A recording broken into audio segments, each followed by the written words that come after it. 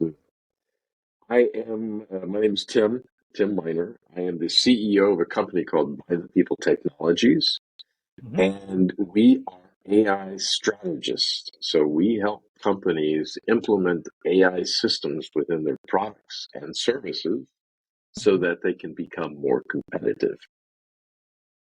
And what we found is the marketplace is very hungry for new information. AI is a key buzzword.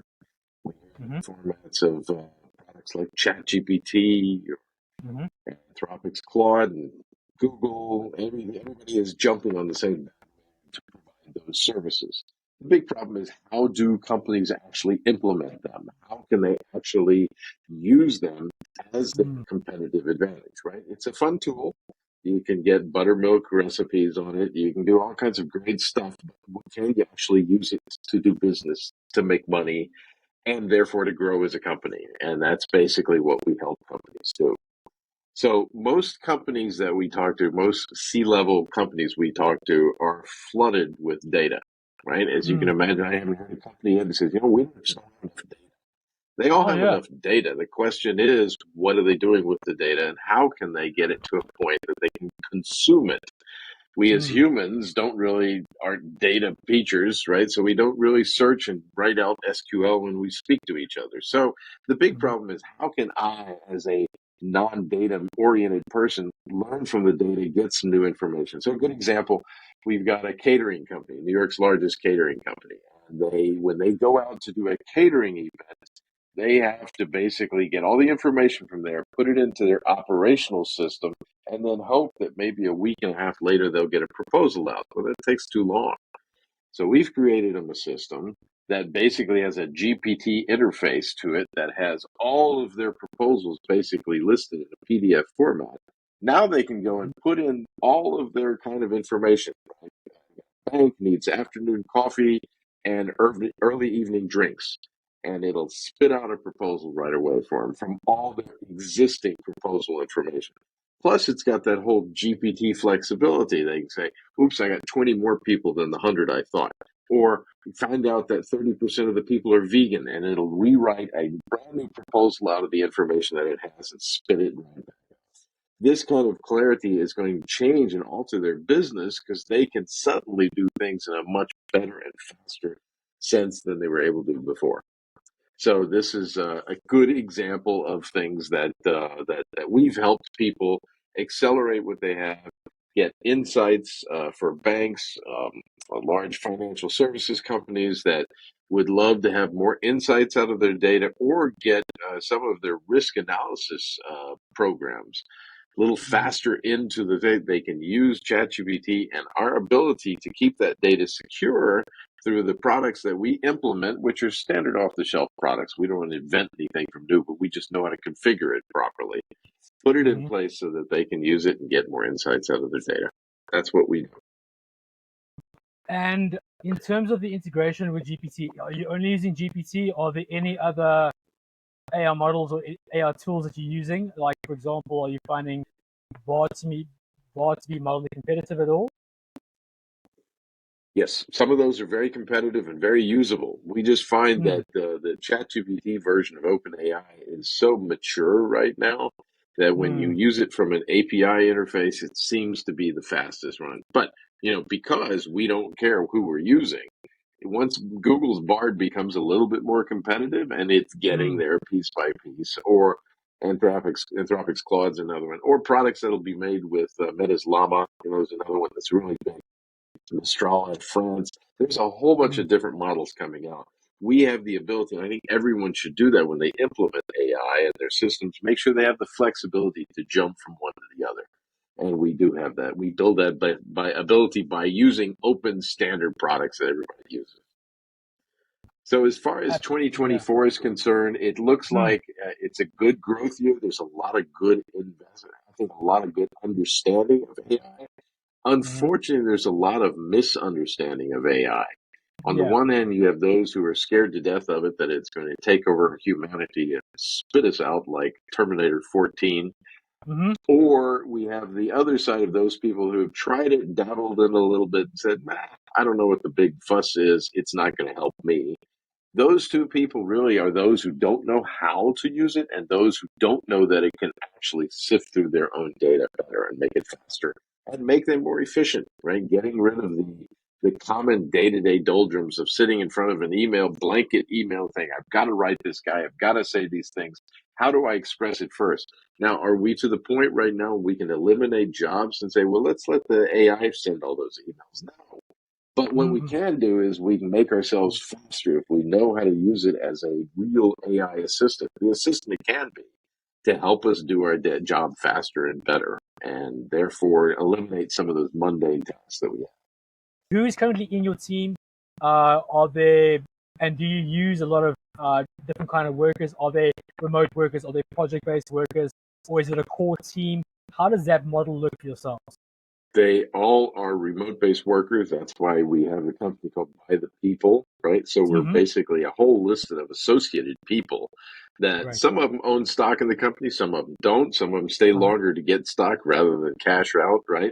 So Mm-hmm. we've got a new, this is a new version of, we're not building another KPMG or something. We're Sure. trying to really stay very thin on our management level so we can use all kinds of people that have any kind of way of thinking and then therefore get that message out to the marketplace that we're going after, right? So we're using people. Some people have a little creative thoughts, right? Mm-hmm. Of understanding what could this be for my specific industry, and there's a lot of people that have that idea. Mm-hmm. We're also getting a lot of people in as contractors we're using right now for those who might see a unique capability.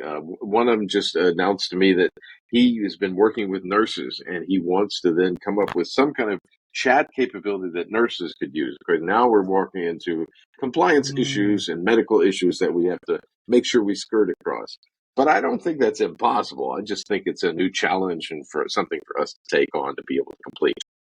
But AI is going to be seeping in every work that we have. And again, Mm-hmm.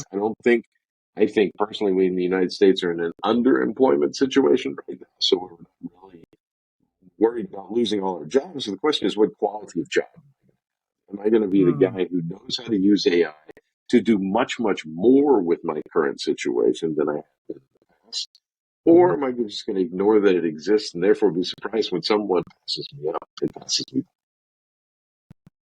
No, it's fascinating. I think what I'd love to know is, in terms of current projects that are on with existing clients and potentially new clients that are coming in into that you're going after, are there any specific sectors you might be sort of like prospecting towards? And what kind of skill sets are you looking for or looking to fulfill, let's say, between now and the next 3 to 6 months? Where are those skills sitting? So again, we as you can imagine, we get interest from many different companies, right, from Mm, different sides.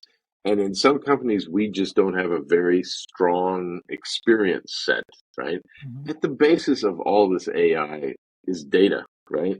mm, And if we don't understand how that data gets created, used, consumed, transformed, and all that kind of stuff, then it's going to be very hard for us to come up with a solution, right? So mm, we are focused on financial services, but then suddenly this catering example comes up. So mm, it's really whoever has experience of the data in an industry is going to be somebody that we will, with our tools and education and building that person in as a team member, be able to then offer something into a solution into an area that has maybe been untouched in the past. And that's what we're looking for. Experience in other mm, areas. Again, we got financial services pretty much covered, but there's many other areas of industry out there where data is being used, where mm, something could be used to do that. And that analysis of, hey, if we had an AI who could, and you just fill in the blank, right? In my mm, industry, be able to solve this and this problem, boy, we'd make a lot of money. Well, let's make a lot of money. Let's go do it. mm, And that's mm, what we're looking for. Those kind of creative people who can think outside the box, who think maybe they could do it themselves, but maybe could do it better with some other team members. And mm. therefore, people who have been through this whole GPT analysis and which one to choose, which tools to use, and things like that. That's the kind of issues we'd be looking for. And final question: what what is the vision for the business between now and as we go for the next 12 months? I mean, is it scalability? Is it staffing up? Is it attacking new markets? Where are you going to? If I have a conversation with you today and we speak again in December, what does that trajectory look like for the business? Man, I wish I knew. But I think what I think it is from here, this perspective, is it is going to be that we've gotten into all kinds of different markets. I think Okay. this concept of AI and data has not changed. So there are implementations. I know a great implementation for creating proposals like I have with this catering company. But that solution is going to be one of hopefully 100 we go through. And we haven't really touched into the whole medical and pharmaceutical field. Pharmaceutical company doing some work with us right now on being able to be what's changing is this. We used to be burdened to the data analysts, right? The data analysts who would tell us what we're supposed to get out of the data. And nowadays, ChatGPT is getting to the point, it's getting so smart with the data in the back end that I can ask it plain language questions. How many people do we have in this clinical trial that are having adverse reaction who are women and who are pregnant, right? Those kinds of things, right, are great. If you've got SQL query down to a bat, you can find those out too eventually. But what we need managers who don't know SQL to be able to ask that question in English. And that's going to change many worlds that we know. Then data is not going to be this far off thing that we hear about stories. It's going to be things I use and I know, and I start to get the insights out of it I need to have. That's what's going to change. And I think that's a big change for 2024. And Yeah, it's almost the reason why a lot of people are just stuck in beginner mode, even though there's so much out there. They're just like drowning. So it makes a lot of sense. Tim, thank you so much for your time. Thank you very much for joining me today. I can't wait to see what comes out of this, and good luck to you and everybody else that you're doing podcasts for too.